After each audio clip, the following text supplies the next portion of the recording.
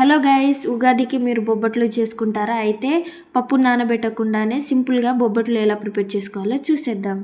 1 cup గోధుమ పిండి, 1 cup మైదా పిండి తీసుకొని కొంచెం సాల్ట్ వేసుకోవాలి. 2 స్పూన్ల ఆయిల్ లేదా ఘీ వేసుకొని పిండిని ఒకసారి కలుపుకొని కొంచెం వాటర్ పోసుకుంటూ పిండిని ఇలా కలుపుకోవాలి. పిండి కలుపుకున్నాక కొంచెం ఆయిల్ వేసుకొని పిండిని నానబెట్టుకోవాలి ఒక 30 మినిట్స్.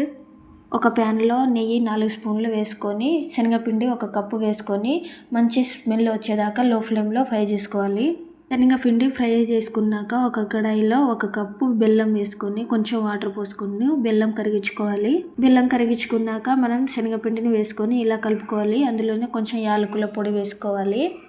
పిండి దగ్గరకు అయ్యాక స్టవ్ ఆఫ్ చేసుకోవాలి. పిండి అనేది చల్లారిన తర్వాత కలుపుకొని ఒకసారి ఆయిల్ అప్లై చేసుకొని ఇలా ముద్దలాగా చేసుకోవాలి. ముందుగా మనం కలిపి పెట్టుకున్న ఈ పిండిని ఒకసారి కలుపుకొని ఇలా చిన్న ముద్దల్లాగా చేసుకోవాలి. ఒక బటర్ పేపర్ మీద నెయ్యి అప్లై చేసుకొని మనం ముందుగా ప్రిపేర్ చేసుకున్న పిండిలో ఈ పూర్ణం వేసుకొని ఇలా వీడియోలో చూపిస్తున్నట్టుగా ప్రిపేర్ చేసుకోవాలి. ఇలా వీడియోలో చూపిస్తున్నట్టుగా ప్రిపేర్ చేసుకొని చేతికి నెయ్యి అప్లై చేసుకుంటూ మనం సింపుల్గా బొబ్బట్లు అనేది చేసుకోవచ్చు.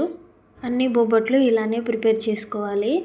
స్టవ్ పైన ఒక ప్యాన్ పెట్టుకొని బాగా హీట్ చేసుకోవాలి.